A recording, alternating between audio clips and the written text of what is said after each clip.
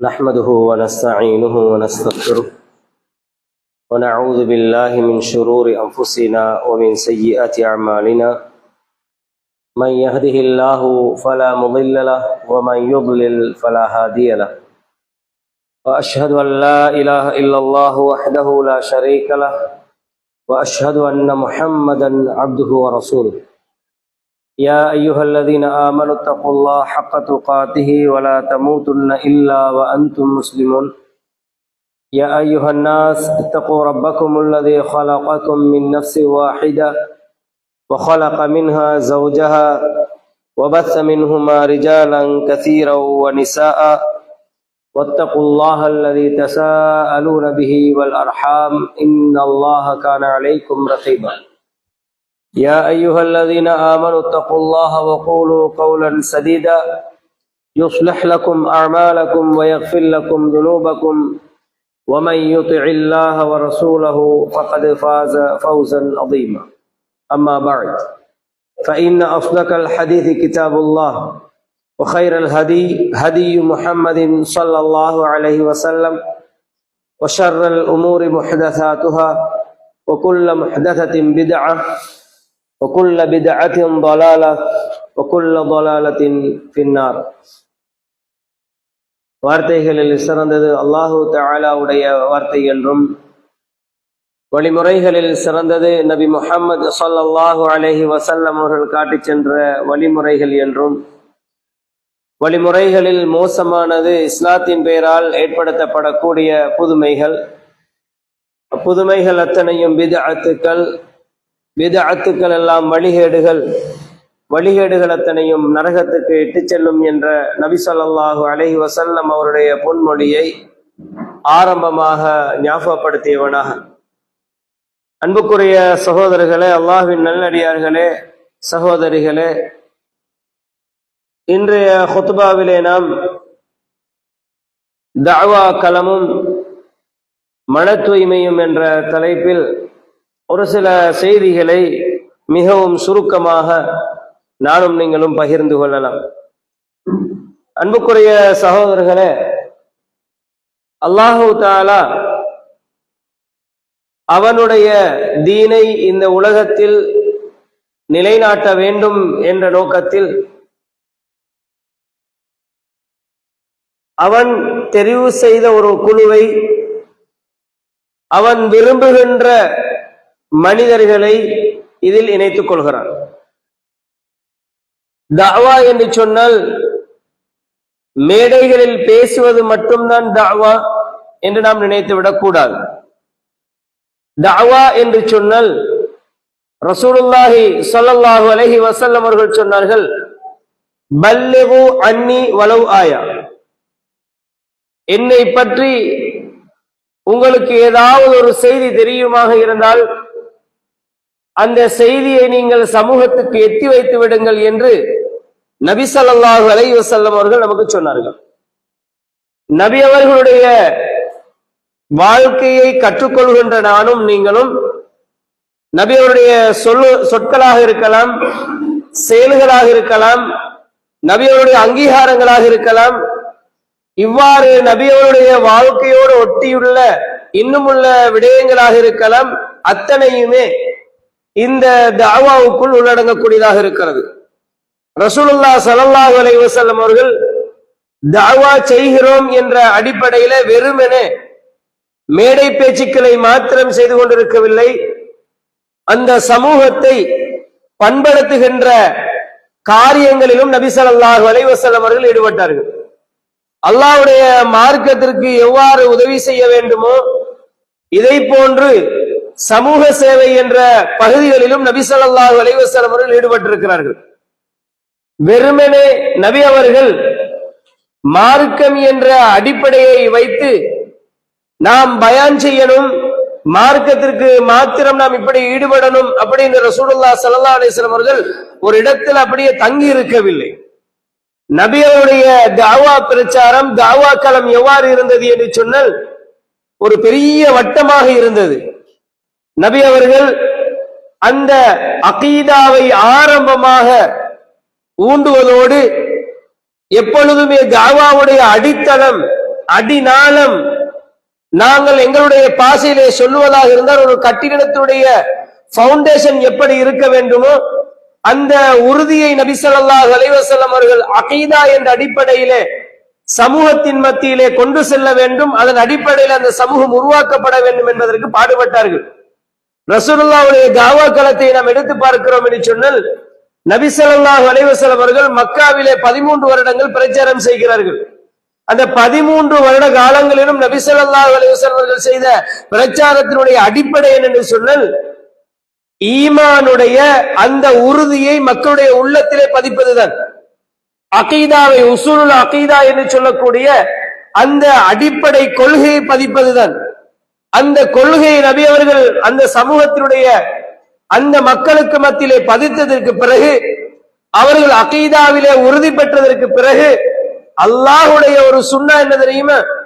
நபி அவர்களுக்கு இந்த தாவா பிரச்சாரம் பண்ண நினைச்ச மாதிரி யாருக்கும் செய்யலாது. கம்பெடுத்தவன் எல்லாம் வேட்டைக்காரன் என்பது போல எல்லாருமே இதுல இறங்கி நான் இப்படித்தான் நடந்து கொள்ளணும் என்று யாரும் என்ன செய்யலாது. தாவா பிரச்சாரத்தை கணக்கிட முடியாது. இது அல்லாஹ்வுடைய ஒரு சுன்னா. நபி அவர்களுக்கு அல்லாஹ் தஆலா நேரடியாக அல் குர்ஆனை இறக்குறான். ரசூலுல்லாஹ்வுடைய உள்ளத்திலே அதை பதிக்கிறான். ஜிப்ரீல் அலைஹிஸ்ஸலாம் அவர்கள் மூலமாக அந்த அல் குர்ஆனை கற்றுக் கொடுக்கிறான். அவர்களுக்கு நேரடியாக வஹியை இறக்கி அல்லாஹ் தஆலா நபி அவர்களுடைய உள்ளத்திலே என்ன செய்யறான்? சனுகுருக ஃபலா தன்சா, நாங்க உங்களுக்கு ஓதி காண்பிப்போம், நீங்க மறக்க மாட்டீங்க என்று சொல்லுகின்ற அளவுக்கு இந்த தாவா பிரச்சாரத்தை அழைப்பு பணிக்காக வேண்டி தூதரை தெரிவு செய்த ரப்பு எதனை பிரச்சாரம் செய்ய வேண்டுமோ அதனை உள்ளத்திலே பதிக்கிறார். அப்படி உள்ளத்திலே பதிச்ச ரப்ப என்ன செய்கிறான் தெரியுமா? மக்காவில் 13 வருடங்கள் அந்த தாவாவுடைய ஆரம்ப காலங்கள் எப்படி இருக்க வேண்டும், ஆரம்பத்தில் நாம் இந்த சமூகத்துக்கு எதை செய்ய வேண்டும் என்ற அழகான ஒரு பாடத்தை நடத்துறார். 13 வருடங்களாக நபி அவர்கள் இந்த பிரச்சாரத்தில் அகீதாவையே சொல்லுகிறார்கள். சுவர்க்கம் நரகத்தை பற்றி ஆர்வமூட்டுகிறார்கள். அல்லாஹ் அப்படித்தான் சொல்லுகிறான். இப்படியெல்லாம் செய்தி ஏன் அல்லாஹ் தஆலா அந்த லா இலாஹ இல்லல்லாஹ் என்பதனை அந்த உள்ளங்களிலே பதிக்கிறான் தெரியுமா? அல்லாஹ் தூதருக்கு கூட என்ன சொல்லுகிறான் தெரியுமா? ஃபஅலம் அன்னஹு லா இலாஹ இல்லல்லாஹ், அல்லாஹ் யார் என்பதனை நீங்கள் அறிந்து கொள்ளுங்கள். வணக்கத்துக்குரிய உண்மையாகவே வணங்கப்படுவதற்கு தகுதியான ரப் அல்லாஹ்வை தவிர வேறு யாரும் இல்லை என்பதை நபியை நீங்கள் அறிந்து கொள்ளுங்கள் என்று அல்லாஹ் சொல்லுகிறான். அப்ப லா இலாஹ இல்லல்லாஹ் சொன்னவர்கள் எல்லாருமே இந்த அகீதாவை பெற்றுவிட்டார்கள் என்பதல்ல. அந்த அகீதாவை எப்படி அல்லாஹ் சொல்லுகிறான் என்று சொன்னால் நீங்க முதலாவது கற்றுக்கொள்ளுங்கள். அல்லாஹ் யாருன்னு படிச்சுக்கோங்க, அறிந்து கொள்ளுங்கள். அதற்கு பிறகு மக்களை லா இலாஹ இல்லல்லாஹ் என்பால் அலையுங்கள் என்ன அந்த பவுண்டேஷனை தான் ரசூலுல்லாஹ் தாவா பிரச்சாரத்தில் சொல்லுகிறார்கள். என் அன்பான இஸ்லாமிய உறவுகளே, அந்த பிரச்சாரத்தை நபி அவர்கள் 13 வருட காலங்கள் மக்காவிலே அல்லாஹ்வுடைய கட்டளையின் அடிப்படையில் அல்லாஹ்வுடைய சுன்னாவின் அடிப்படையில் நபி அவர்கள் நிகழ்த்துகிறார்கள், நடத்தி காட்டுகிறார்கள். இப்ப மதீனாவுக்கு அந்த சமூகம் செல்ல போகிறது, ஹிஜ்ரத்துடைய அனுமதி கிடைப்பதற்கு இருக்கிறது. அப்ப அனுமதி கிடைச்சதுக்கு பிறகு அவங்க மதீனாக்கு போறாங்க. மதீனாக்கு போனதற்கு பிறகு அந்த சமூகத்தின் மத்தியில எந்த விதமான பிளவுகளோ பிரச்சனைகளோ அவர்கள் நபி அவர்களுக்கு எதிராகவோ எதுவுமே நடக்கல. முனாஃபிக்குகள் என்று சொல்லக்கூடிய நயவஞ்சகர்களான ஒரு கூட்டம் மாத்திரமே நபி அவர்களுக்கு எதிராக இருந்தார்கள். நபி அவர்களோடு வந்தவங்க நாங்கள் முஸ்லிம்கள் என்பது போல நடந்து கொண்டார்களே தவிர அந்த அகீதாவை முழுமையாக உறுதியாக உண்மையாக ஏற்றுக்கொண்ட எந்த ஒரு மனிதனும் நபி அவர்களுக்கு மாற்றம் செய்யவில்லை. அன்பான இஸ்லாமிய உறவுகளே, இந்த அடிப்படையில் நானும் நீங்களும் என்ன புரியணும் தெரியுமா? தாவா களம் என்று சொல்லுகிற நேரம் வெறுமனே நாங்க சில மசாயில் ஃபிக்ஹியா ஃபிக்ஹுடைய மசாலாக்கள் சிலவற்றை புரிந்து கொண்டு அந்த ஃபிக்ஹ் மஸ்அலாக்களை மாத்திரம் நாம் எடுத்துக்கொண்டு அதற்கு நாம் எப்ப இதை படிச்சோமோ அந்த நேரத்தில் எப்படி நமக்கு சொல்லித்தரப்பட்டுச்சோ அதே போன்று இன்று வரையும் நாம் இருக்கணும். இதற்கு மாற்றமா யாருமே சொல்லக்கூடாது என்ற அடிப்படையில ஃபிக்ஹ் மஸ்அலாக்களில் இருந்து கொண்டு பிரச்சாரம் செய்வது என்பது அல்லாஹ்வுடைய தாவா பிரச்சாரத்தில் அல்லாஹ்வுடைய தாவாவுடைய அடிப்படை கிடையாது என்பதனை புரிந்து கொள்ள வேண்டும். அன்பான இஸ்லாமிய உறவுகளே, நபி ஸல்லல்லாஹு அலைஹி வஸல்லம் அவர்கள் அந்த அகீதாவை சொன்னார்கள், அகீதாவை மனதில் பதித்தார்கள். மதீனாவுக்கு சென்று சட்டங்களை அல்லாஹு தஆலா சொல்லுமாறு கட்டளையிடுகிறான். அல்லாஹு தஆலா நபி அவர்களுக்கு இவ்வாறு நீங்க தொழுகை கடமை என்று சொல்லுங்கள், நோன்பு ஜகாத் ஹஜ் என்பது இவ்வாறான ஏகப்பட்ட கடமைகளை அல்லாஹு தஆலா மதீனால வச்சுதான் சொல்றான். அப்ப இந்த அடிப்படை நானும் நீங்களும் என்ன தெரியுமா புரிஞ்சு கொள்ளணும்? இந்த அகீதாவில் நானும் நீங்களும் உறுதியா இருக்கிறோமா? அகீதாண்டா என்ன, அல்லாஹ்வை நாம் எப்படி புரிஞ்சிருக்கிறோம் போன்ற இந்த பகுதிகள் எல்லாம் இந்த தாவா களத்தினுடைய மிக முக்கியமான ஒரு பகுதி சகோதரர்களே. இரண்டாவது பகுதி என்ன தெரியுமா? வெறுமனே தாவான்னு சொன்னா பயான் பண்றது இப்படின்னு மட்டும் நாங்க நினைப்போமாக இருந்தால் அது பிழை. ரசூலுல்லாஹ் ஸல்லல்லாஹு அலைஹி வஸல்லம் அவர்கள் தாவா களத்திலே சஹாபாக்களை எவ்வாறு இணைத்துக் கொண்டார்கள் என்றால், எல்லா சஹாபாக்களும் அங்க பயான் பண்ணிக்கொண்டு மக்களுக்கு தெளிவுபடுத்திக் கொண்டிருக்கல. ரசூலுல்லாஹ் ஸல்லல்லாஹு அலைஹி வஸல்லம் அவர்கள் அந்த சமூகத்தை எப்படி தாவா களம் என்பதை அவர்களுக்கு கொடுத்தாங்கன்னு சொன்னா, இந்த இஸ்லாமிய பணியை எப்படி செய்யணும் என்ற ஒரு விடயத்தை கொடுத்தார்கள் என்று சொன்னால், ஒரு கூட்டம் நபி அவர்களுக்கு உறுதுணையாக இருந்தார்கள், ஒரு கூட்டம் நபி ஸல்லல்லாஹு அலைஹி வஸல்லம் அவர்களுக்கு பொருளாதார ரீதியாக உதவி செய்தார்கள். நபி ஸல்லல்லாஹு அலைஹி வஸல்லம் அவர்கள் எந்த நேரமெல்லாம் தாவா பிரச்சாரத்துல அவர்களுக்கு தேவை என்று கருதுகிறார்களோ அந்த நேரத்துல சொல்ற நேரம் எல்லாம் அந்த சஹாபாக்கள் ரசூலுல்லாஹ் சொல்வதை கேட்கக்கூடியவர்களாக இருந்தார்கள். ஒரு தலைமைத்துவத்தின் கீழே இருந்தார்கள். குர்ஆனுடைய தெளிவை சஹாபாக்கள் எடுத்ததற்கு பிறகு நபி அவருடைய விளக்கத்தோடு தன்னுடைய வாழ்க்கையில் நடைமுறைப்படுத்தினார்கள். அல்லாஹ் சூரத்து ஸஃபிலே என்ன சொல்கிறான் தெரியுமா? தாவா களம் என்று சொன்னால் வெறுமனே நாங்க இப்படி உபதேசம் செய்யறது மட்டும்தான் என்று விளங்கி இருந்தால் இன்று இந்த முஸ்லிம் சமூகம் இப்படி எல்லாம் வளர்ந்திருக்காது. ரசூலுல்லாஹ் ஸல்லல்லாஹு அலைஹி வஸல்லம் அவர்கள் அந்த அல்லாஹ்வின் பால் அழைத்தல் என்றது எப்படி எல்லாம் செய்தாங்க, என்ன பிரச்சனை எல்லாம் சந்திச்சார்கள் என்றதை நானும் நீங்களும் புரிந்து கொள்ள வேண்டும். ரசூலுல்லாஹ் அந்த அழைப்பு பணியை தெளிவாக அந்த வஹியோடு அல்லாஹ்வுடைய தூதர் ஜிப்ரீல் அலைஹிஸ்ஸலாம் மூலமாக கற்றுக்கொண்டதற்கு பிறகு அந்த கற்றுக்கொண்ட அந்த வஹியை முதலாவது ரசூலுல்லாஹ் யாருக்கு சொல்றாங்கன்னா குடும்பத்துக்கு சொல்றாங்க. அதற்கு பிறகு தன் சமூகத்துக்கு சொல்லுகிறார்கள், நெருங்கியவர்களுக்கு சொல்லுகிறார்கள். இந்த பணி ஒரு காலம் நடைபெற்றது. இந்த இஹ்லாஸ் என்று சொல்லக்கூடிய அந்த தாவாவோடு கலந்த அந்த மன தூய்மை தாவா களத்துல இருந்ததன் காரணமாக மனிதர்கள் தேடி தேடி வந்தார்கள். அல்லாஹ்வுடைய மார்க்கத்தை பின்பற்ற வேண்டும் என்ற ஆர்வத்தோடு செயல்பட்டார்கள். அல்லாஹ்வுடைய தீனை படிக்க வேண்டும் என்ற ஆர்வத்தோடு வந்து இருந்தார்கள். அல் குர்ஆனை படிக்க வேண்டும், அதுல உள்ள தெளிவுகளை பெற வேண்டும் என்ற ஆர்வத்தோடு இருந்தார்கள். சுன்னாவை கற்றுக்கொள்ள வேண்டும், அதனை நாம் தெளிவை பெற்றுக் கொள்ள வேண்டும், நம் வாழ்க்கையை நடைமுறைப்படுத்த வேண்டும் ஆர்வத்தோடு இருந்தார்கள். இப்ப இந்த தாவா களத்தில் என்ன நடந்திருக்கிறது என்று சொன்னால், அந்த இஹ்லாஸ் என்பது எடுபட்டிருக்கிறது. ரசூலுல்லாஹ் ஸல்லல்லாஹு அலைஹி வஸல்லம் அவர்கள் அந்த சமூகத்துல எப்படி அந்த பிரச்சாரத்தை அல்லாஹ்வின்பால் அழைத்தல் என்ற அடிப்படையை கொடுத்தார்களோ, அதற்கு என்று பல்வகையான துணைகளை வைத்துக் கொண்டார்களோ, ரசூலுல்லாஹ்வுக்கு உறுதுணை செய்யக்கூடியவர்கள், ரசூலுல்லாஹ்வோடு தோழமை கொள்ளக்கூடியவர்கள், ரசூலுல்லாஹ்வுக்கு பொருளாதார ரீதியாக உதவி செய்யக்கூடியவர்கள் இருந்தார்களோ, இப்படி எல்லாம் ரசூலுல்லாஹ் எடுத்துக்கொண்டு தன் குடும்பத்துக்கு இந்த தீனை முதலாவது அகீதாவை சொல்லுகிறார்கள். இன்னைக்கு கொஞ்சம் நீங்க நினைச்சு பாருங்க, எங்கட குடும்பத்துக்குள்ள இந்த அகீதா இருக்குதா? இந்த பிரச்சாரத்தை நாம் செய்திருக்கிறோமா? அல்லாஹ்வை பற்றி என்னுடைய பிள்ளைக்கு நான் சொல்லிக் கொடுத்திருக்கிறேனா? என்னுடைய வீட்டுக்குள் நான் மரணித்ததற்கு பிறகு என் பிள்ளைகள் இந்த தாவா பிரச்சாரத்தில் எவ்வாறு ஈடுபடுவார்கள், இஸ்லாத்தை எவ்வாறு புரிந்து கொள்வார்கள், இஸ்லாத்தினுடைய அடிப்படைகளை எவ்வாறு என் பிள்ளைகள் புரிஞ்சிருக்கிறாங்க? கொஞ்சம் சிந்திச்சு பாருங்க. எங்கட மரணத்துக்கு பிறகு எங்கட வீட்டுக்குள் அந்த இஸ்லாம் இல்லை என்றால் நாம் சரியாக பிரச்சாரம் செய்யல, நாம் சரியாக இந்த அழைப்பு பணியில் ஈடுபடவில்லை. அந்த இஹ்லாஸ் என்று சொல்லக்கூடிய மன தூய்மையை உள்ளத்தில் பதித்து நாங்க செயல்படுவோமாக இருந்தால் யார் எதை சொன்னாலும் நாம் என்ன செஞ்சிட மாட்டோம், பின்வாங்க மாட்டோம்.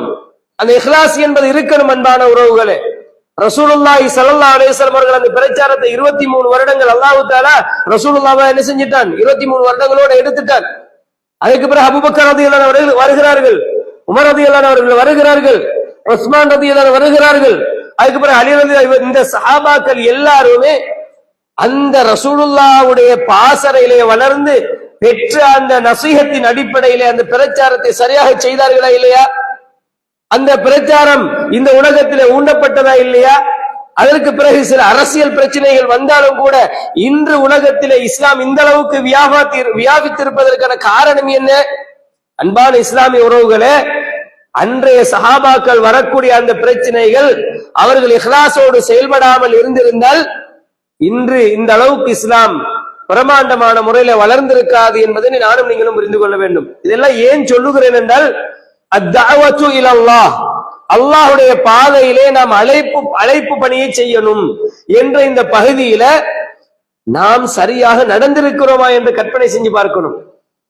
அன்பான இஸ்லாமிய உறவுகளே, அந்த அடிப்படையில அல்லாஹு தஆலா நாங்க எப்படி பிரச்சாரம் செய்யணும் என்ற ஒரு விடயத்தை சொல்லுகிற நேரம் அதுல முக்கியமான சில விடயங்களை சொல்லிக் கொண்டு வருகிறார். அதுல முக்கியமான ஒரு விஷயம் என்ன தெரியுமா? அல்லாஹு தஆலா நாம் எதை கற்றுக்கொள், முதலாவது இந்த குர்ஆனுக்கும் சுன்னாவுக்கும் செய்ய வேண்டிய கடமைகள் சில இருக்கின்றன. முதலாவது குர்ஆனையும் ஹதீஸையும் நாங்க படிக்கணும். குர்ஆனையும் ஹதீஸையும் படிக்கணும். எப்படி படிக்கணும் என்ற ஒரு முறை இருக்கிறது. குர்ஆனை படிக்கணும் என்று சொன்னால் வெறுமனே தர்ஜமத்துல் குர்ஆன் மொழிபெயர்ப்பை எடுத்து அதில் உள்ள மொழிபெயர்ப்பை பார்த்து எல்லாரும் விளக்கம் சொல்ற மாதிரி எல்லாம் போக முடியாது. குர்ஆன்ல இரண்டு வகையான பகுதிகள் உண்டு. ஒன்று அல் முஹ்கமாத் என்று சொல்லுவார்கள். முஹ்கமாத் என்று சொன்னால் பார்த்த தெளிவா விளங்குற மாதிரியான விஷயங்கள், நபிமார்களுடைய வரலாறுகள், சொர்க்கம் நரகத்தை பற்றியான விஷயங்கள், இதெல்லாம் எங்களுக்கு அப்படியே சொல்லப்பட்டிருக்கிறது முஹ்கமாத். இன்னும் ஒரு பகுதி இருக்கிறது முத்தஷாபிஹாத். அந்த முத்தஷாபிஹாத் என்பது நாங்க நினைச்ச மாதிரி பார்த்தோன்னே விளங்க முடியாது. ஒரு குர்ஆனுடைய வசனம் இறங்கினால் அந்த வசனத்திற்கு ஏதாவது ஒரு காரணம் இருக்கும், சபபு நுசூல் என்பது இருக்கும். அந்த சபபு நுசூல், அந்த வசனம் யாருக்கு இறங்கியது, எந்த நேரத்தில் இறங்கியது என்ற ஒரு காரணம் இருக்கும். அந்த வசனங்களை ரசூலுல்லாஹ் ஸல்லல்லாஹு அலைஹி வஸல்லம் அவர்கள் சஹாபாக்களுக்கு எப்படி விளங்கப்படுத்தினார்கள் என்பதனை சஹாபாக்கள் நாம் இந்த வசனங்களை இப்படித்தான் விளங்கினோம் என்று சொல்லி இருப்பார்கள். இது எல்லாமே இருக்கிறது அரபுல. எனவே அன்பான இஸ்லாமிய உறவுகளே, நாங்க அல் குர்ஆனை படிப்பதற்கு அரபு வேணுமா இல்லையா, ஹதீஸ படிக்க அரபு வேணுமா இல்லையான்னு கேட்டா கட்டாயம் வேண்டும். ஏன்னா ரெண்டுமே இருக்கிறது அரபு மொழியில. அதெல்லாம மொழிபெயர்ப்பை கொண்டு நாம் சில விடயங்களை புரிந்து கொள்ள முடியும் என்று சொன்னால் ஆயாத் முஹ்கமாத் என்று இருக்கின்றன. அந்த தெளிவாக லேசா விளங்கக்கூடிய வரலாறுகள், சுவர்க்கம் நரகம் பற்றிய விஷயங்கள், மறுமையோடு சம்பந்தப்பட்ட விடயங்கள், மறைவான விடயங்கள் போன்ற விடயங்கள் என்ன செஞ்சிடலாம், விளங்கிக் கொள்ளலாம். அதுல பிரச்சனை இல்ல. நாசிக் மன்சூக் என்ற ஒரு சட்டம் இருக்குது. அதாவது ஒரு சட்டம் ஏற்கனவே இருந்து இருக்கும், அந்த சட்டத்தை இன்னொரு சட்டம் வந்து மாத்தி இருக்கும். இத குர்ஆனை பார்த்தோம் யாருக்காவது சொல்லலுமா? சொல்ல முடியாது. அதான் என்ன செய்யணும், தஃசீருடைய உலமாக்கள் சஹாபாக்கள்ல இருந்து அதுக்கு பிறகு தாபியங்கள் ஸலஃபு ஸாலிஹீன்கள் நமக்கு சொல்லி இருக்கணும், இந்த வசனம் மாற்றப்பட்டது, இது ஏற்கனவே இருந்த சட்டம் மாற்றப்பட்டது என்று சொல்லி இருக்கணும். இன்னைக்கு நினைச்ச மாதிரி குர்ஆனுடைய வசனங்கள் இது மாற்றப்பட்ட சட்டம், இது அப்படி இப்படி என்றெல்லாம் சொல்லக்கூடிய ஒரு சூழலை பார்க்கிறோம். எனவே முதலாவதாக நாம் தெரிந்து கொள்ள வேண்டிய விடயம் என்ன தெரியுமா? நாம் இந்த குர்ஆனையும் சுன்னாவையும் தெளிவாக படிக்கணும். அறகுறையாக நுனிப்புள் மேய்ந்து விட்டு பிரச்சாரத்தில் ஈடுபடுகிறோம் என்று சொல்லி நாம் இறங்கினோன்னு வைங்க, எனக்கும் தெளிவில்ல, மற்றவங்களையும் என்ன செய்யலாது, எனக்கு தெளிவான அந்த வழியின்பால் அழைக்க முடியாது, அவங்களுக்கு தெளிவா சொல்லிக் கொடுக்க முடியாது.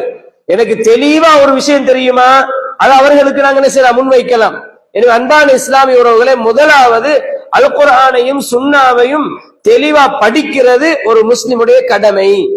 இன்றைக்கு அது எங்கட சமூகத்துல எந்த ஒரு ஜமாத்திலுமே நடக்கிறது இல்ல, எந்த ஒரு ஜமாத்திலையும் நடக்கிறது இல்ல. வெறுமனே அப்படி ஒரு சில விஷயங்களை மட்டும் எடுத்துக்கொண்டு சமூகத்துக்கு சொல்றது, அந்த சமூகம் என்ன செஞ்சிருக்குன்னா பல்வகையான கூறுகளாக இருக்கிறதுக்கான காரணமே தான். இரண்டாவது விஷயம் என்ன தெரியுமா? எதை நாம் கற்றோமோ அந்த கற்ற விடயங்களை நாங்கள் மனனம் செய்யணும். இரண்டாவது கடமை. குர்ஆனுடைய வசனம் படிக்கிறோமா, ஹதீஸ படிக்கிறோமா, மனனம் செய்யணும். மனனம் செய்வது ஒரு முஸ்லிமுடைய இரண்டாவது கடமை. குர்ஆன் சுன்னாவுக்கு செய்வன கடமைகள்ல முதலாவது விளங்குறது, இரண்டாவது அதனை நாம் மனனம் செய்யணும். மூன்றாவது கடமை என்ன தெரியுமா? எதை படிச்சோமோ அது அப்படியே நடைமுறையில வரணும், வாழ்க்கையில நாம் செய்யணும். நாங்க ஒரு விடயத்தை படிச்சிட்டோம் என்றால், அதை செஞ்சிட்டோமே என்றால், நான்காவது ஒரு கடமை எங்களுக்கு என்ன செய்து மேலதிகமாக தரப்படுகிறது. அந்த கடமை என்ன தெரியுமா? நான் சத்தியத்தில் இருக்கிறேன், நான் இப்ப இதை செய்து கொண்டிருக்கிறேன், நான் என்னுடைய குடும்பத்திற்கும் மற்றவர்களுக்கும் இதை சொல்லணும் என்ற அந்த நிலைப்பாட்டுக்கு நம்ம வரணும் என்பான உறவுகளை. அப்ப நாலாவது தான் தப்லீக், நாம் எத்தி வைக்கணும். பல்லிகு அன்னி வலவ் ஆயா, என்னை பற்றி ஒரு செய்தி உங்களுக்கு தெரியுமா இருந்தாலும் எத்தி வச்சிருங்க ரசூலுல்லாஹ் சொன்னாங்களே. இந்த அடிப்படையில முதலாவது கற்றுக்கொள்வது, இரண்டாவது மனனம் செய்தல், மூன்றாவது நாம் நடைமுறைப்படுத்துதல், நாலாவது எத்தி வைத்தல் என்ற நாலாவது கட்டத்துக்கு வருகிறோம். அப்ப நாலாவது கட்டத்தை நாம் செய்கிற நானும் நீங்களும் ஏற்கனவே மூணு செஞ்சிட்டோமான்னு ஒவ்வொருத்தரும் பார்க்கணும். 4வது விஷயத்தை செய்கிற நாங்க, அதையே விமர்சனமாக பார்க்கிற நாங்க 3 விடயங்களையும் செஞ்சிட்டோமான்னு பார்க்கணும். அல்லாஹ் சூரத்து ஸஃபில் என்ன சொல்றான் தெரியுமா? யா அய்யுஹல்லதீன ஆமனு லிம தகூலூன மா லா தஃஅலூன் கபுர மக்தன் இன்தல்லாஹி அன் தகூலு மா லா தஃஅலூன். விசுவாசிகளே, நீங்கள் செய்யாதவற்றை மற்றவர்களுக்கு நீங்க ஏன் சொல்லுகிறீர்கள்? நீங்க அப்படி சொல்லுவது இருக்குது உங்களோட வாழ்க்கையில இல்ல, மற்றவங்களுக்கு நீங்க சொல்றீங்களாக இருந்தால் கபுர மக்தன் இன்தல்லாஹி அன் தகூலு மா லா தஃஅலூன், நீங்க செய்யாதவற்றை மற்றவர்களுக்கு சொல்லுவது அல்லாஹ்விடத்திலே வெறுப்பால் மிக கெட்டதாக இருக்கிறது. அல்லாஹ் மிக வெறுப்பா பார்க்கிற அந்த விஷயத்தை தான் என்று அல் குர்ஆன் சொல்லுது. எங்கட வாழ்க்கையில ஒன்று இல்ல, எங்கட வாழ்க்கையில நம்ம செய்யறது இல்ல, ஆனா மற்றவங்களுக்கு சொல்லுகிறோம் என்று சொன்னால் அது பிழையான ஒரு கன்செப்ட் என்பதை சூரத்து ஸஃப் 2வது 3வது வசனத்தில் அல்லாஹ் சொல்லுகிறான். எனவே அன்பான உறவுகளே, நானும் நீங்களும் ஒன்றை தெளிவா விளங்கிக் கொள்ளணும். என்ன தெரியுமா? வெறுமனே தாவா தாவா, எல்லாருமே தாவா தான். எல்லா ஜமாஅத்தை சார்ந்தவர்களும் ஜமாஅத்துகளாக கூறுகளாக பிரிஞ்சு கொண்டு தாவா தாவா என்றோம். என்ன தாவா? எதை செய்கிறோம், எதை செய்ய வேண்டும் என்ற அடிப்படையை புரிஞ்சிருக்கிறோமா என்று நானும் நீங்களும் சிந்திக்க கடமைப்பட்டிருக்கிறோம். குர்ஆனையும் சுன்னாவையும் மாத்திரம் நிலைநாட்டி அந்த குர்ஆனும் சுன்னாவும் எந்த தெளிவை நமக்கு தருகிறதோ அதை நடைமுறைப்படுத்துகிற பொழுது மட்டும் தான் நானும் நீங்களும் வெற்றியாளர்களாக மாற முடியும் என்பதில் எந்த சந்தேகம் இல்லை. சஹாபா சமூகம் ரசூலுல்லாஹ் கிட்ட இருந்து நேரடியா மார்க்கத்தை எடுத்தாங்க. அந்த சஹாபாக்களிடமிருந்து தாபிஈன்கள் நேரடியாக மார்க்கத்தை எடுத்தார்கள். அப்ப இதுக்குத்தான் நாங்க ஸலஃபு ஸாலிஹீன்கள் என்று சொல்வோம். அவர்கள் என்ன விளக்கத்தை ரசூலுல்லாஹ் கிட்ட இருந்து எடுத்தாங்களோ, ரசூலுல்லாஹ்விடம் இருந்து சஹாபாக்கள் என்ன விளக்கத்தை எடுத்து தாபிஈன்களுக்கு கொடுத்தாங்களோ, இந்த விளக்கத்துக்கு மாத்தமா எங்களுக்கு விளக்கம் சொல்ல இயலாது. அன்பான உறவுகளே, இந்த அடிப்படையில தெளிவாக இந்த மார்க்கத்தை படித்து அதனை மனனம் செய்து அதனை நானும் நீங்களும் நடைமுறைப்படுத்தி அடுத்த கட்டமாக நாம் அதனை மக்களுக்கு எத்தி வைக்க வேண்டும். இதுதான் தாவா பிரச்சாரத்துடைய அடிப்படைகள். இதை நானும் நீங்களும் புரிஞ்சு கொள்ளணும். இந்த பிரச்சாரத்தில் அடுத்த கட்டமா வாரது என்ன தெரியுமா? சரி, நானும் நீங்களும் என்ன செஞ்சிட்டோம்? படிச்சுட்டோம், நல்ல மனனம் செஞ்சிருக்கிறோம். மனனம் செய்யவில்லை என்றால் கூட அது பெரிய ஒரு கஷ்டமான ஒரு விஷயமா இருந்தா அதை விட்டுருவோம். தெரிஞ்சிருக்கணும் இதுதான் விஷயம், படிச்சிருக்கிறோம், இந்த வசனத்தை எடுத்தா, இந்த செய்தி எடுத்தா, இந்த பகுதியில் எனக்கு விளக்கம் இருக்குது என்று எடுத்துருவோம். நடைமுறைப்படுத்துறோம், மக்களுக்கு சொல்ல செல்லுகிறோம் என்ற நேரத்தில் ஒரு முக்கியமான விஷயம் இருக்குது. எல்லாத்திலேயுமே இஹ்லாஸ் என்பது இருக்கணும், மன தூய்மை இருக்கணும். இந்த மன தூய்மை இல்லாம நாம் படிச்சாலும் வேலல்ல, நாங்க அதை மனனம் செஞ்சாலும் வேலல்ல, அதை நாம் நடைமுறைப்படுத்தியும் வேலல்ல, மற்றவங்களுக்கு சொல்லியும் வேலல்ல. இஹ்லாஸ் இல்லாம ஒரு ஆளுக்கு ரசூலுல்லாஹ் ஸல்லல்லாஹு அலைஹி வஸல்லம் சொன்னாங்க, யார் இந்த துன்யாவை அடிப்படையாக கொண்டு துன்யாவுடைய நோக்கத்தை கொண்டு எந்த ஒரு மனிதன் படிக்கிறானோ, அவனுக்கு நோக்கமே இந்த துன்யா மட்டும்தான், வேற எதுவுமே இல்ல, அப்படின்னு ஒரு மனிதன் ஒரு கல்வியை பெறுகிறான் என்று சொன்னால் ரசூலுல்லாஹ் ஸல்லல்லாஹு அலைஹி வஸல்லம் அவர்கள் சொன்னார்கள், அவன் சொர்க்க வாடையை கூட நுகர முடியாது என்று சொன்னார்கள். துன்யாவுடைய நோக்கத்தை மட்டும் கொண்டு வேற எந்த நோக்கமுமே அவனுக்கு இல்ல, துன்யாவுடைய நோக்கத்துக்காக மட்டும் ஒருவன் இல்மை படிக்கிறான், அது மார்க்க அறிவா இருக்கட்டும், பொது அறிவாக இருக்கட்டும், எதுவா இருந்தாலும் சரி, துனியாவை மட்டும் அடிப்பையா வச்சு ஒரு இல்மை பெறுகிறான் என்று சொன்னால் அவன் சொர்க்க வாடையை நுகர முடியாது. இஹ்லாஸ் இல்லாத அறிவு அல்லாஹ்வுக்கு தேவையில்லை. இரண்டாவது என்ன தெரியுமா? நாங்க அமல் செய்யறோம், அமல் செய்கிற நேரம் இஹ்லாஸா செய்யலண்டால், அல்லாஹுக்காக நம்ம செய்யலண்டா, அல்லாஹ்வுக்கு அந்த அமல்ல தேவையில்லை. ரசூலுல்லாஹ் ஸல்லல்லாஹு அலைஹி வஸல்லம் அவர்கள் எப்படி சொன்னார்கள் தெரியுமா? ஆழ் கடலில் கருப்பு கல்லில் ஒரு கட்டெரும்பு ஊர்ந்து செல்வது எவ்வளவு நுட்பமானதாக இருக்குமோ, ரசூலுல்லாஹ் ஸல்லல்லாஹு அலைஹி வஸல்லம் சொன்னாங்க, உங்களிடத்தில் அவ்வாறு நுட்பமாக இருக்கக்கூடிய எந்த விதமான வெளியில இது விளங்காது என்று சொல்லுகின்ற அளவுக்கு உங்கள்ட்ட ஷிர்க் இருப்பதை நான் பயப்படுகிறேன். அஹ்வஃபு மா அகாஃபு அலைக்கும் ஷிர்கல் அஸ்கர். நீங்க தொழுறீங்க, ஜும்ஆவை தொழுறீங்க, லுஹர தொழுறீங்க, தஹஜ்ஜுத தொழுறீங்க, கியாமுல் லைல தொழுறீங்க, எல்லா தொழுகை வணக்க வழிபாடுகளிலும் ஈடுபடுகிறீர்கள். ஆனால் உங்களுடைய உள்ளத்திலே அல்லாஹுக்கு என்ற அந்த தூய்மையான இஹ்லாஸ் இல்லை என்றிருந்தால், ரசூலுல்லாஹ் சொன்னாங்க, அந்த ஷிர்கோடு செய்யப்பட்ட அந்த அமலை அல்லாஹ் என்ன செஞ்சிருவான் தெரியுமா? அந்த அமலையும் அவன் யாருக்காகவே நீ அந்த அமலை செய்தானோ அவனையும் சேர்த்து அல்லாஹ் விட்டுருவான். உனக்கு நீ தொழுத யாருக்காக? இந்த சமூகத்துக்கா தொழுதியா? நீ தொழுகையாளின்னு சொல்லணும் நீ தொழுதியா? அந்த சமூகத்திடத்திலேயே நீ நன்மையை பெற்றுக்கொள். அல்லாஹ் தர மாட்டான் நன்மை, அல்லாஹ் விட்டுருவான். இஹ்லாஸ் இல்ல. இஹ்லாஸுக்கு எதிரான சொல் தான் அஷ்ஷிர்க், அதாவது முஹஸ்ஸுதி, ஷிர்குல் அஸ்கர், முஹஸ்ஸுதி. மத்தவன் பார்க்கணும், நான் இதையாவது செஞ்சுட்டேன்னா எல்லாரும் என் காதுல வந்து அந்த வார்த்தையை உணரணும். எப்படி கொடை வல்லல் பெரிய ஞானி இவர் அப்படி இப்படின்னு சொல்லணும் என்று நாம எதிர்பார்க்கிறோமே, அப்படி எதிர்பார்த்தால் அது முஹஸ்ஸுதியா போயிரும். அர்ரியா வஸ்மா, மக்கள் பார்ப்பதற்கு செய்வதும், அதை செஞ்சிட்டு மக்கள் எனக்கு புகழாரம் சொல்லணும் என்று எதிர்பார்ப்பதும் அவருடைய அமல பாத்திலாக்கிறோம். ரசூலுல்லாஹ் சொன்னாங்க, நான் உங்கள்கிட்ட பயப்படுறதே அததான். இதே போன்றுதான் சகோதரர்களே, இஹ்லாஸ் இல்லாம பிரச்சாரம் செய்தாலும் எந்த விதமான பெருமதியும் இல்ல, எந்த விதமான பெருமதியும் இல்ல.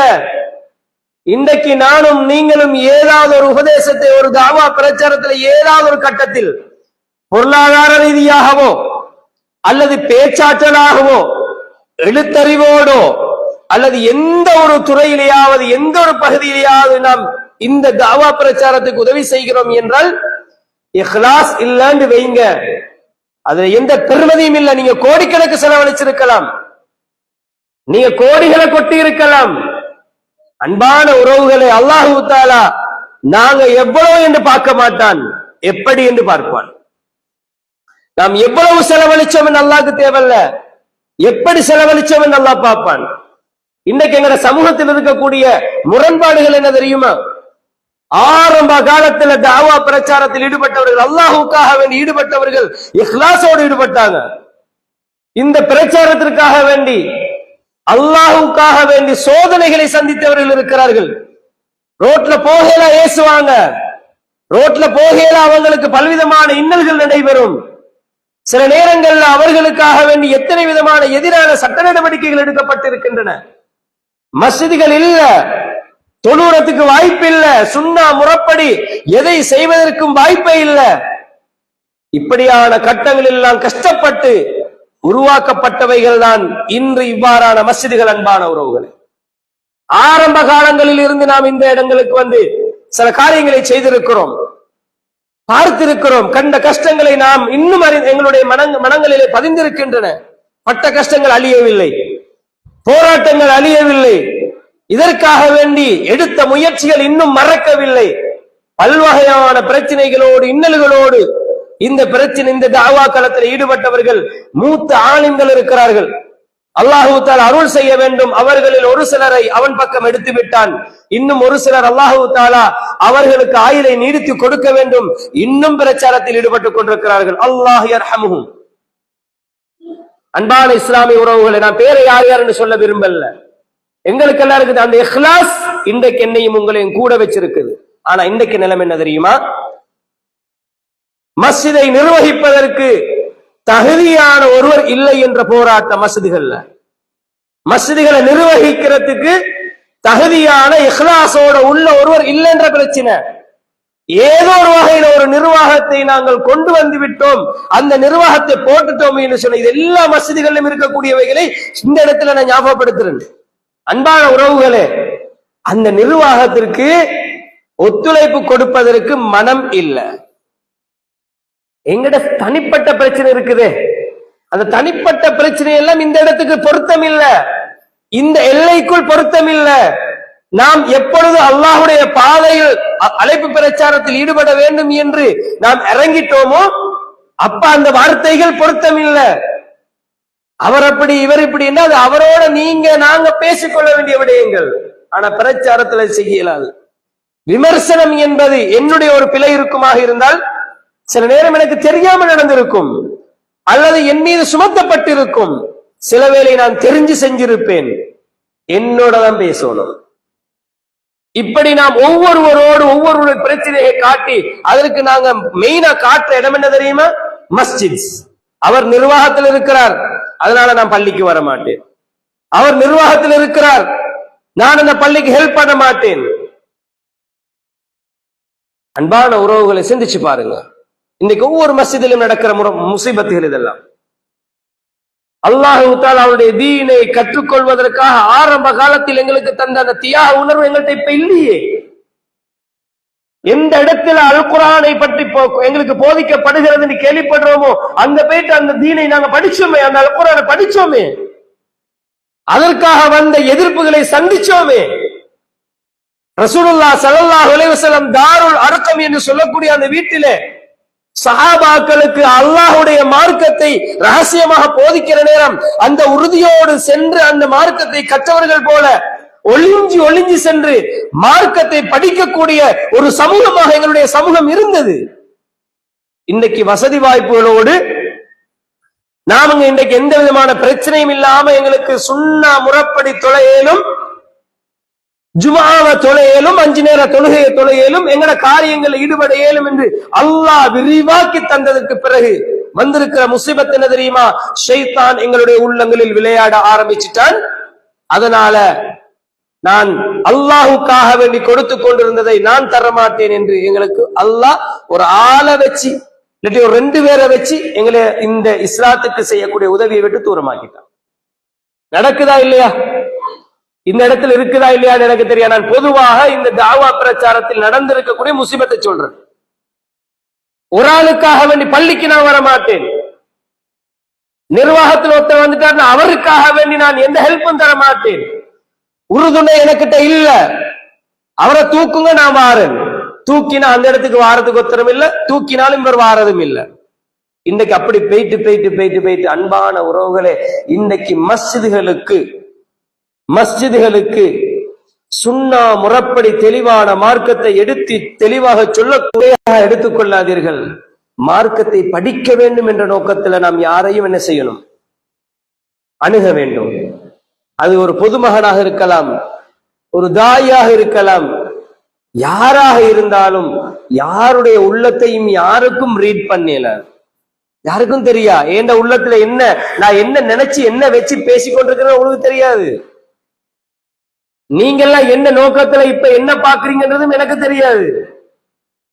ஒவ்வொருடைய உள்ளங்களும் வித்தியாசம், எண்ணங்களும் வித்தியாசம். எனவே அன்பான இஸ்லாமிய உறவுகளே, அல்லாஹு தஆலா எங்களுக்கு சொல்லக்கூடிய ஒரு விடயம் என்ன தெரியுமா? தாவா களத்தில் வமன் அஹ்ஸனு கௌலன், யாருடைய வார்த்தை அழகா இருக்குதோ, மிம்மன் தஆ இலல்லாஹ், அல்லாஹ்வின் பக்கம் அழைக்கிறோமே அவர்களுக்கு அழகான வார்த்தையில சொல்லணும். அது மட்டுமல்ல, வஅமில சாலிஹன், சாலிஹான அமலை நாம் செய்கிறோம் என்றால், வகால இன்னனி மினல் முஸ்லிமீன், நாங்கள் எல்லாரும் நான் முஸ்லிம்கள் ஒருவன் என்று சொல்லுகிறோம் என்ற அளவுக்கு எங்களோட வாழ்க்கை இஸ்லாத்தோடு இருக்குமாக இருந்தால் அதுதான் தாவா களம். அன்பான இஸ்லாமிய உறவுகள், எனக்கும் உங்களுக்கும் தரப்பட்டிருக்கக்கூடிய வாழ்க்கை காலம் 60க்கும் 70க்கும் இடைப்பட்டது. இப்ப நாங்க அடிக்கடி கேள்விப்படுற விஷயம் என்ன தெரியுமா? மரண செய்திகள், மரணங்கள், இளம் வயது மரணங்கள், இப்படியான மரணங்களை நாம் சந்தித்துக் கொண்டே இருக்கிறோம். மிச்சங்காலம் இல்ல. அன்பான இஸ்லாமிய உறவுகளே, நூஹ் அலைஹிஸ்ஸலாத்து வஸ்ஸலாம் அவர்களை பற்றி அல்லாஹ் என்ன சொல்றான் தெரியுமா? وَلَقَدْ أَرْسَلْنَا نُوحًا إِلَى قَوْمِهِ, நூஹ் அலைஹிஸ்ஸலாம் அவர்களை அவருடைய சமூகத்துக்கு நாங்கள் அனுப்பினோம். அவர் எப்படி பிரச்சாரம் செய்தார் என்றால், فَلَبِثَ فِيهِمْ أَلْفَ سَنَةٍ, 1000 வருடங்கள் அவர்களோடு அவர் தங்கி இருந்தார். இல்லா 50, 50 வருடங்களை தவிர, என்றால் 950 வருடங்கள். அல்லாஹ் அப்படித்தான் கொண்டு வரான். 950 வருடங்கள் அந்த சமூகத்தோடு இருந்தார்கள். கிட்டத்தட்ட 10 ஜெனரேஷன், 10 சகாப்தங்கள், ஒரு நூற்றாண்டு, 10 நூற்றாண்டுகள் கிட்டத்தட்ட. அன்பான உறவுகளே, அந்த நூற்றாண்டுகளோடு நபி நூஹ் அலைஹிஸ்ஸலாத்து வஸ்ஸலாம் அவர்கள் அந்த சமூகத்தோடு இருந்து பிரச்சாரம் செய்தார்கள். 100 சகாப்தங்கள், 10 அல்ல 100, 10 நூற்றாண்டுகள் இருந்து பிரச்சாரம் செய்தார்கள். 950 வருடங்கள் எப்படி இருந்திருக்கும்? எங்கட வாப்பட குணம் உண்டாயிக்கும், எங்கட அப்பட குணம் உண்டாயிக்கும், ஏண்ட குணம் உண்டாயிக்கும், என் பிள்ளைட உண்டாயிருக்கும். இது எல்லாத்தையும் நூஹ் அலைஹிஸ்ஸலாம் சந்திச்சிருக்கிறான். 10 ஜெனரேஷன் எப்படி இருக்கும்? 10 கூடவாக இருக்கலாம், சில நேரம் வயசுல குறைவாக இருந்தால். 950 வருடங்கள் பிரச்சாரத்தில் இருந்தார்கள். அந்த பிரச்சாரத்தில் இருந்த நபி நூஹ் அலைஹிஸ்ஸலாம் அவர்கள் கடைசிய 100க்கு 100 சொச்சம் பேரதான் 100க்கும் கீழே உள்ளவர்களைத்தான் அவர்களால் அவருடைய பிரச்சாரத்தில் ஏற்றுக்கொள்ள முடியுமானவர்களாக இருந்தார்கள். மற்ற எல்லாருமே மௌத்தாகினாங்க. எப்படியாக அந்த நூஹ் அலைஹிஸ்ஸலாம் தஅவா பிரச்சாரம் செஞ்சாங்க தெரியுமா? நான் என்ன புள்ளைக்கு ஆளை காட்டிட்டு போறேன். இந்த பாரு நூஹ் அலைஹிஸ்ஸலாம், இவர்தான் நூஹ். வந்து சொல்லுவாரு, அது இதுண்டுவாரு, அல்லாஹ் அவரோட ஏற்றுக்கொள்ளாதே என்று நான் என்ன பிள்ளைக்கு சொல்லிட்டு போறேன். அவன் பிள்ளைக்கு சொல்லுவான். இப்படியே சொல்லி சொல்லி சொல்லி நூஹ் அலைஹிஸ்ஸலாம் 950 வருடங்கள் பிரச்சாரம் செய்திருந்தார்கள். எப்படி பிரச்சாரமா இருக்கும்? நாங்க நீங்க எல்லாம் விட்டு வச்சுட்டு போயிட்டு இப்போ நான் கொண்டையும் எடுத்திருக்க மாட்டோம். எங்கட உள்ளத்தில் அந்த உறுதியும் தூய்மையும் இல்லை. அன்பான உறவுகள், உள்ளத்தில் என்ன இல்ல? அந்த உறுதியும் தூய்மையும் இல்லை. எனவே நானும் நீங்களும் ஒன்றை புரிந்து கொள்ளணும். அல்லாஹுக்காக அல்லாஹ் எதை நமக்கு சொல்லி இருக்கிறானோ, மறுமையில் எதனை எனக்கும் உங்களுக்கும் வாக்களிச்சிருக்கிறானோ, அந்த சொர்க்கத்தை அடைய வேண்டுமாக இருந்தால் யாரையும் பொருட்டாக எடுத்துக் கொள்ளக்கூடாது, எந்த வார்த்தைகளையும் பொருட்டாக எடுத்துக் கொள்ளக்கூடாது. நான் உறுதுணையாக துணையாக இருந்து செய்வது இறைவனுடைய மார்க்கத்தை மேலோங்க செய்ய வேண்டும் என்பதற்காக. நான் உதவி செய்வது பொருளாதார ரீதியாக இருக்கலாம், என்னுடைய குடும்பங்களை கொண்டாக இருக்கலாம், என்னுடைய பிள்ளை குட்டிகளை கொண்டாக இருக்கலாம், என்னுடைய உடல் ரீதியாக இருக்கலாம், என்னுடைய செயலாக இருக்கலாம். நான் எந்த அடிப்படையில் உதவி செய்தாலும் அது அல்லாஹ்வுடைய மஸ்ஜிதுக்கு, அல்லாஹ்வுடைய மார்க்கத்திற்கு, நான் அல்லாஹ்விடத்திலே நன்மை அடைய வேண்டும் என்ற ஒரே நோக்கத்திற்காக செய்கிறேன் என்ற அந்த உண்மையான இஹ்லாஸான எண்ணம் எனக்கும் உங்களுக்கும் வராத வரை அன்பான உறவுகளே, நானும் நீங்களும் தூய்மையான ஒரு தாயாக இருக்க முடியாது, தூய்மையான ஒரு முஸ்லிமாக இருக்க முடியாது. நானும் நீங்களும் இதற்காக வேண்டி அல்லாஹ்விடத்தில் கேள்வி கேட்கப்படுவோம் என்பதனை மாத்திரம் நானும் நீங்களும் உள்ளத்தில் பதித்துக் கொள்ள வேண்டும்.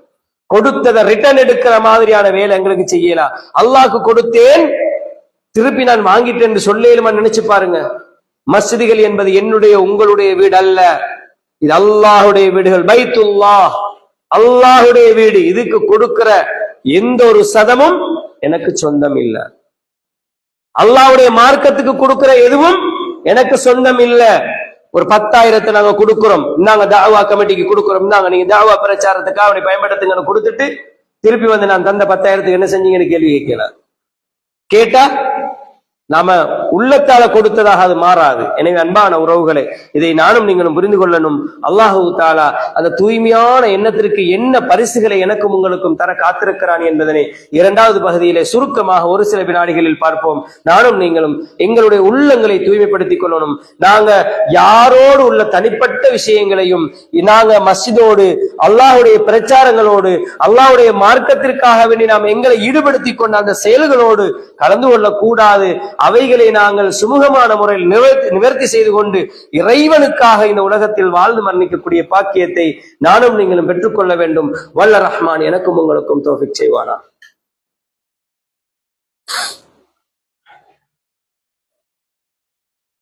அல்ஹம்துலில்லாஹ் வஸ்ஸலாத்து வஸ்ஸலாமு அலா ரசூலில்லாஹ் முஹம்மது இப்னு அப்துல்லாஹ் அம்மா பஅத். அன்புக்குரிய சகோதரர்களே, ஏற்கனவே ஒரு சில உதாரணங்களை சொல்லி இருக்கிறேன். எங்களுக்கு என்று எந்த விதமான மஸ்ஜிதுகளும், நாங்க அல்லாஹுவை தூய்மையான முறையில் குர்ஆன் சுன்னா சொல்லுகின்ற, அந்த குர்ஆன் சுன்னா நமக்கு விளக்கம் தருகின்ற அடிப்படையில் எந்த ஒரு இபாதத்தை செய்வதற்கும் ஒரு இடம் கூட இருக்கவில்லை. இன்று அல்ஹம்துலில்லாஹ் எந்த இடத்துல போனாலும் தைரியமாக வீரியமாக அவனுடைய மார்க்கத்தை தெளிவாக முன்வைக்கக்கூடிய பாக்கியத்தை அல்லாஹ் நம் அனைவருக்கும் தந்திருக்கான். அழகாக செஞ்சுட்டு இருக்கிறோம். இதுக்கு பிறகு உள்ள வேலை என்ன தெரியுமா? அல்லாஹ் எங்களுக்கு கட்டிடத்தை கட்டுவதற்கான பேஸ்மெண்ட் அழகா போட்டு தந்திருக்கிறான். கட்டிடத்தை நாங்க எழுப்பி அந்த கட்டிடத்தில இருந்து எப்படி செயல்படணும் என்றதை மட்டும்தான் நாங்க திட்டமிட்டுக் கொள்ளணும். இவைகளை இஹ்லாஸாக செய்வோமாக இருந்த நானும் நீங்களும் வெற்றியாளர்கள். பல தாய்க்களுடைய வரலாறுகள் உண்டு. நான் ஏற்கனவே சொன்னது போல ஒளிஞ்சி 4 பேர் 3 பேர் 10 பேர் என்று ஒளிஞ்சி படிச்சவங்க இன்னைக்கு பகிரங்கமாக வந்து இப்படி நாம் உபதேசம் செய்கிறோம், கேட்டுக்கொண்டிருக்கிறோம். அல்லாஹ் அந்த அருளை தந்திருக்கிறான். இதே போன்று ஒரு செய்தியை பாருங்கள். ஆப்பிரிக்கா நாட்டில் நடந்த ஒரு சம்பவம். அப்துல் ரஹ்மான் அஸ்-சமீத் என்று சொல்லக்கூடிய ஒரு தாய், இவர் என்ன செய்யறார்? ஆப்பிரிக்கா பகுதிகளில் பிரச்சாரம் செய்கிறார். பல வகையான பிரச்சனைகளை அவர் சந்திக்கிறார். அவர் பல வகையான பிரச்சனைகளை சந்தித்தும் அவருடைய உள்ளத்தில் எந்த விதமான சலனமும் இருக்கவில்லை. அல்லாஹுக்காக வேண்டி நான் செய்கிறேன் என்ற அந்த உறுதியான எண்ணத்தோடு அவர் செயல்பட்டார். கடைசியாக ஏற்பட்ட அங்க உள்ள மறுமலர்ச்சி என்ன தெரியுமா? மில்லியன் கணக்கானவர்கள் இஸ்லாத்தை ஏற்று ஆப்பிரிக்க பகுதியிலே, கண்டம் என்று சொல்லுகின்ற அளவுக்கு அந்த ஆப்பிரிக்க கண்டத்திலே பல நாடுகள் இஸ்லாமிய நாடுகளாக உருவாகுவதற்கு அவர் காரணமாக இருந்தார். எனவே அன்பான உறவுகளே, இந்த அடிப்படையில் நானும் நீங்களும் இந்த இஹ்லாஸை பதித்துக் கொண்டால் எனக்கும் உங்களுக்கும் ஒரு விஷயம் இருக்குது. என்ன தெரியுமா? உங்களுக்கு திடீர்னு ஒரு ஆள் வந்து, நாங்கப்பா இதெல்லாம் உங்களுக்கு தானண்டா எப்படி இருக்கும்? ஒரு கோடிக்கணக்கு சொல்றது அமௌண்ட் ஒன்றே இல்லை, கோடிக்கணக்கான சொத்துக்களை காட்டி சொல்றது இதெல்லாம் உங்களுக்கு தான் எப்படி இருக்கும்? யாராவது விடுவோமா? இதை போன்றுதான் அன்பான உறவுகளே, நாம் சொன்ன ஒரு நல்ல வார்த்தை, நாம் கொடுத்த ஒரு ரூபாய், நாம் செய்த ஒரு நல்ல காரியம், ஒரு ஹேண்ட்பில்ல கொண்டு போய் இப்படி ஒரு ப்ரோக்ராம் இருக்குது, அல்லாஹ்வுடைய மார்க்கத்தை படிச்சு கொடுக்குறாங்க, வாங்கன்னு ஒரு ஆளுக்கு நீட்டி இருப்போம். செஞ்ச ஒரு சின்ன செயல், எனக்கே தெரியும், நான் சும்மா கொடுத்துட்டு போயிட்டு இருப்பேன். அன்பான உறவுகளே, நீங்க கொடுத்த அந்த ஹேண்ட்பில்லால அந்த மனிதன் அந்த குர்ஆன் விளக்க வகுப்புக்கு, ஹதீஸ் விளக்க வகுப்புக்கு, அந்த தெளிவுரைக்கு வந்து படிச்சு அவன் இஸ்லாத்தோடு வாழ்ந்திருந்தால் அவன் செய்கின்ற ஒவ்வொரு அமலிலும் அந்த ஹேண்ட்பில் கொடுத்தவருக்கு ஒரு நன்மை வந்திருக்குமா இல்லையா? மறுமையில் அல்லாஹு தஆலா அதை விரிப்பான். இதெல்லாம் உனக்குத்தான் என்று சொல்லுவான். இந்த மனிதன் ஆச்சரியப்படுவான். ஏன் தெரியுமா? அப்படி அமலை நான் செய்யலையே நான் நினைப்பான். அன்பானவர்கள், எனக்கும் உங்களுக்கும் தெரியாத ஒரு விஷயம், அந்த மனிதன் இன்னும் பல பேருக்கு அந்த விடயத்திலே தெளிவை ஏற்படுத்தி இருப்பான், பல பேரை அழைத்திருப்பான். அவனால் பல பேர் தெளிவை பெற்றிருப்பார்கள், இஸ்லாத்தை நோக்கி வந்திருப்பார்கள். அவர்கள் வாழ்ந்து மரணிக்கிற காலம் செய்த நல்ல அமல்களில் ஒரு பங்கு வந்து கொண்டே இருக்கும். ரசூலுல்லாஹ் சொன்னார்கள், மன் தஆ இலா கைரின், யார் ஒரு நன்மையின் பால் அழைக்கிறார்களோ அந்த அழைக்கின்றவனுக்கு எந்த விதமாக அழைக்கின்றவனுக்கு கிடைக்கக்கூடிய அந்த கூலி இருக்குது, யார் செயல்படுத்துகிறார்கள் அவர்களுக்கு கிடைக்கிற அதே கூலியை போன்று கிடைத்துக் கொண்டே இருக்கும் என்றாங்க ரசூலுல்லாஹ் ஸல்லல்லாஹு அலைஹி வஸல்லம். குறைக்கவே மாட்டான் அல்லாஹ். பெருமதி தெரியாம இருக்கிறோம். இந்த பிரச்சாரத்திலே பெருமதி தெரியா, நாம் செய்கின்ற சேவையுடைய செலவழிக்கிற அந்த ஒரு ரூபாயுடைய பெருமதி தெரியாம இருக்கிறோம். நாங்க பாவத்தில் மூழ்கி இருக்கிறவர்கள் சகோதரர்களே. எந்த நேரம் பார்த்தாலும் பாவம் பாவம் பாவம் என்றே இருக்கிறோம். எங்களுக்கு சந்தர்ப்பம் கிடைக்கிற நேரம் ஒரு மஸ்ஜிதுக்கு, அல்லாஹ்வுடைய மஸ்ஜிதுக்காக ஒரு 10 ரூபாய் கொடுக்கிறோமே, அது எங்களுக்கு தெரியா பெரிய அமௌண்டாக மாற்றப்பட்டிருக்கும். இன்னைக்கு உஸ்மான் இப்னு அஃபான் ரலியல்லாஹு அன்ஹு அவர்கள் தெரியாத அளவுக்கு அவர்களுக்கே தெரியாது கோடிக்கணக்கான ரூபாய்கள் அவருடைய பேர்ல இன்னைக்கு ஜகாத்தாக சதகாவாக போய்கொண்டே இருக்கிறது. அவர் செஞ்ச ஒரே ஒரு வேலை, ஒரு பேரிச்ச மரத்தை வாங்கினாரு, ஒரு கிணத்தை வாங்கினாரு, தர்மம் செஞ்சாரு, மௌத்தாயிட்டார். இன்னைக்கு அந்த கிணறும் அந்த பேரிச்ச மரமும் என்ன செஞ்சிருக்கு தெரியுமா? 3இல் 1, அதுல இருந்து வரக்கூடிய 3இல் 1 கோடிக்கணக்கான பெருமானங்கள் ஆப்பிரிக்க பகுதிகளுக்கு ஜகாத்தாக வழங்கப்பட்டு கொண்டிருக்கின்றன. அவருடைய அந்த கிணற்றில் இருந்து லட்சக்கணக்கான கோடிக்கணக்கான பேர் நீர் அருந்தி கொண்டிருக்கிறார்கள். அவர்களுடைய வாழ்வாதாரங்களை செய்து கொண்டிருக்கிறார்கள். எங்களுக்கு தெரியா, இதை உஸ்மான் ரலியல்லாஹு அவனுக்கும் தெரியா. மறுமையில போனா அவருக்கு எப்படி இருக்கும் நினைச்சு பாருங்க. அன்பான இஸ்லாமிய உறவுகளே, இதனை நானும் நீங்களும் புரிந்து கொள்ள வேண்டும். இது ஒரு புனிதமான பணி, அல்லாஹ்வுடைய மாளிகைகள். இதுல யாரும் குரோதங்கள், விரோதங்கள், வெறுப்புகள் என்பதனை வைத்துக் கொள்ளக்கூடாது. எனக்கு உங்களுக்குள்ள முரண்பாடுகள் நாங்க நீங்க தீர்த்துக் கொள்ளணும். அல்லாஹ்வுக்கு கொண்டு அல்லாஹ்வுடைய மார்க்கத்தோட இணைச்சி நாங்க பாவிகள் ஆகிடக்கூடாது. சக்கராத்துல லா இலாஹ இல்லல்லாஹ் சொல்றதுக்கு சில வேளை நான் செஞ்ச ஒரு ரூபா தர்மமாக காரணமா இருக்கலாம்.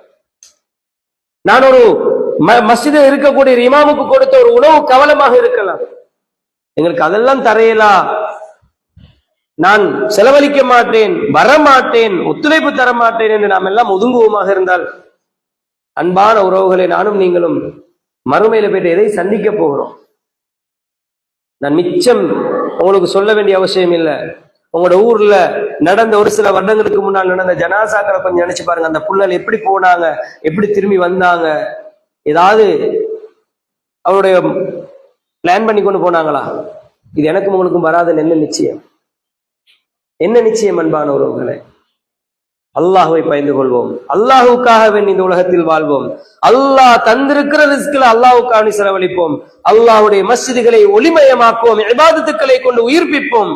அவனுக்காக வேண்டி அழைப்பு விடுக்கக்கூடிய அந்த பணியில எங்களால எப்படியெல்லாம் ஈடுபடையிலும் அதுக்கெல்லாம் நாம் ஈடுபடுவோம். நாம் எல்லாம் ஒன்றுபடணும். அல்லாஹுடைய மார்க்கத்தை மேலோங்க செய்ய வேண்டும். எனக்கு வந்த இஸ்லாம் என் பிள்ளைக்கு போகணும், என்னுடைய குடும்பத்துக்கு போகணும், என்னுடைய பக்கத்து வீட்டுக்கு போகணும் என்ற அந்த உணர்வோடு நானும் நீங்களும் வாழ்வோம். அல்லாஹு தஆலா அவனுடைய தீனை இந்த உலகத்தில் எப்பொழுதுமே உயிர்ப்பிப்பதற்கு அவன் போதுமானவன். அந்த உயிர்ப்பிக்க கூடிய அந்த தருணத்திலே அதற்கு நான் ஒரு காரணமாக இருக்க வேண்டும் என்பதனை நானும் நீங்களும் உறுதியாக மனதில் பதித்துக் கொள்வோம். அல்லாஹ் என்னையும் உங்களையும் பொருந்திக் கொள்வானாக. வ ஆகிரு தஅவானா அல்ஹம்துலில்லாஹி ரப்பில் ஆலமீன்.